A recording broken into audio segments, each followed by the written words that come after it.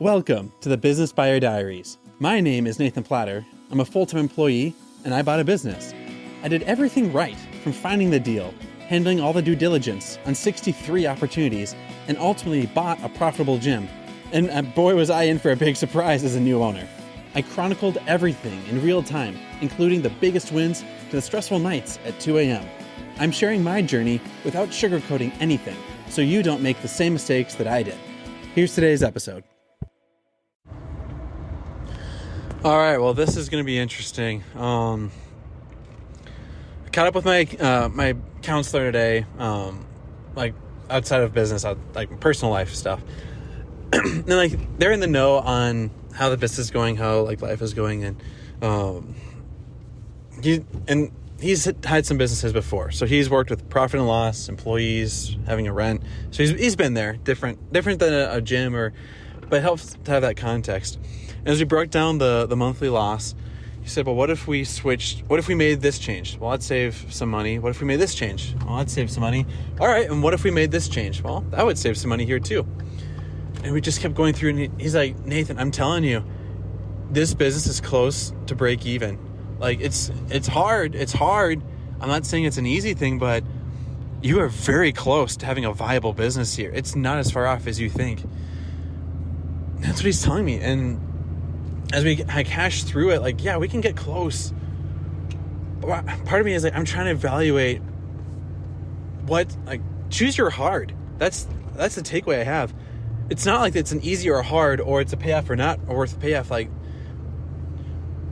fighting to keep the business alive and not hurting people, but like cutting vendors, switching people over, and having to adjust how I interact with the instructors. Like right now they're a W-2 because I engage with them on a W-2 type basis. And so if I switch them over to a 1099, I'd have to switch up the language. It's possible I'd have to switch up some core ways that I run things, but like that would save some payroll taxes off the bat.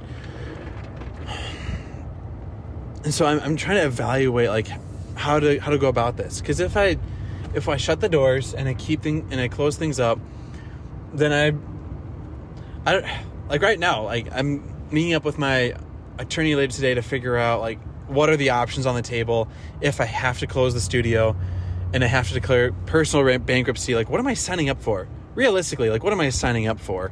And there's a means test, there's all sorts of things, and it sounds like, I don't know the differences, but it sounds like I'd be having to go the long-term payment route, like for 3 years or 5 years or something, because of like my income threshold. I don't know I'm probably butchering the lingo, but that's what it sounds like.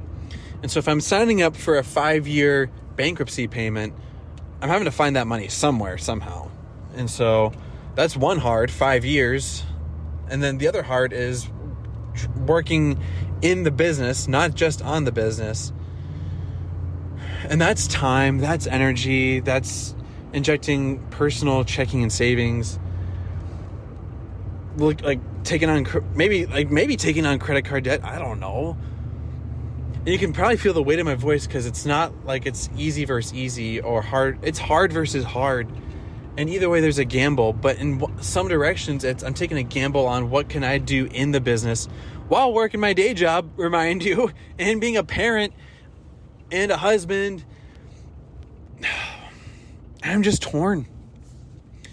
I'm torn because I don't know what I want to say I don't know what the right decision is. There's not a right decision. There is no right decision. There's what are you signing up for? And what are you committing yourself to? And these are all hard. And it's hard that these are all hard because I don't want hard. I want the easy button. I want the done for you approach. I want the passive income result. I want the thing that's going to be mailbox money.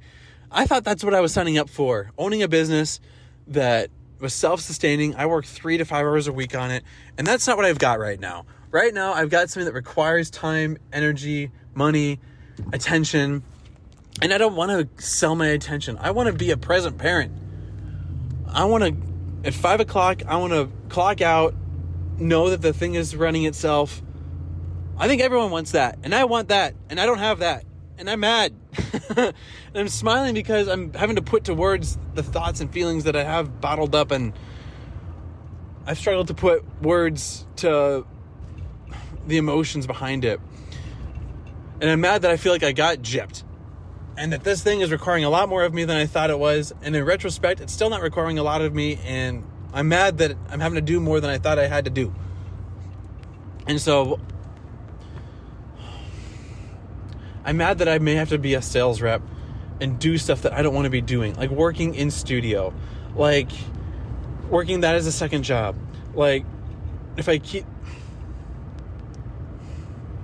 I'm mad that I'm having to do more than what I thought I would have to be doing. And I feel like I'm robbing my family and my personal life of stuff that I didn't think I was having to sign up for. And so part of me can say, you know what? Bankruptcy is one route. That's a viable option. Now I don't sell my personal time, but I'm selling the next couple of years of monthly headache. I don't know. I'm thinking out loud here. And I don't know what the title of this episode is going to be, but all I know is I'm crabby that I'm signed up for more than what I thought I was signing up for. So where do I go from here? I don't know. Shoot, I have to get gas. I'm almost out of gas.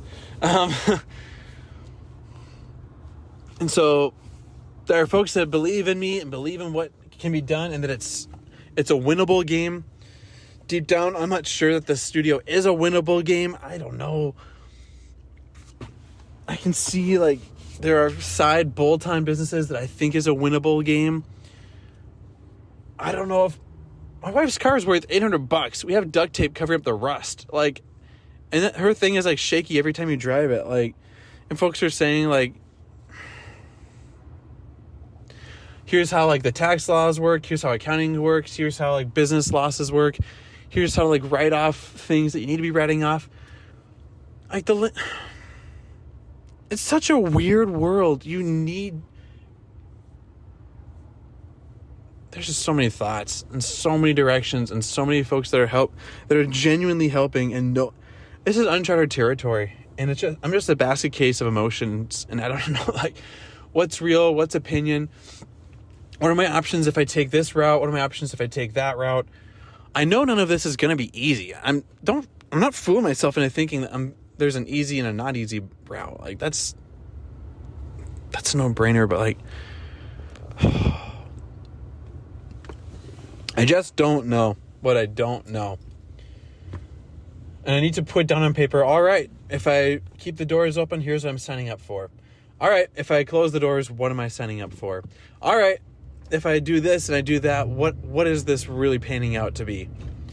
I need to get that onto paper. I need to know what this is all scoping up to look like.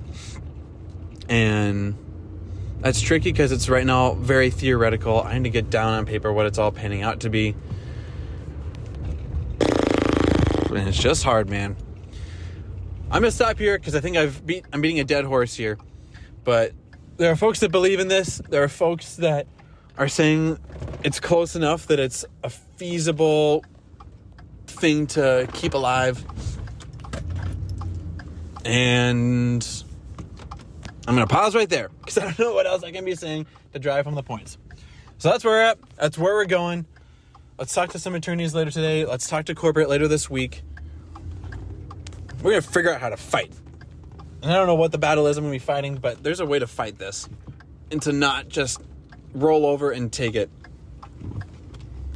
That's where we're going. Let's rock and roll.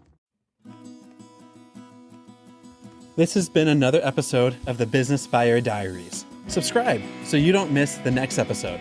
I hope you're realizing that business ownership is no cakewalk. Check the podcast notes for a link to the DIY due diligence program, the complete list of show sponsors, and for media inquiries. Music written and composed by Wes Schrock. I'm your host, Nathan Platter. Join me again on the next one.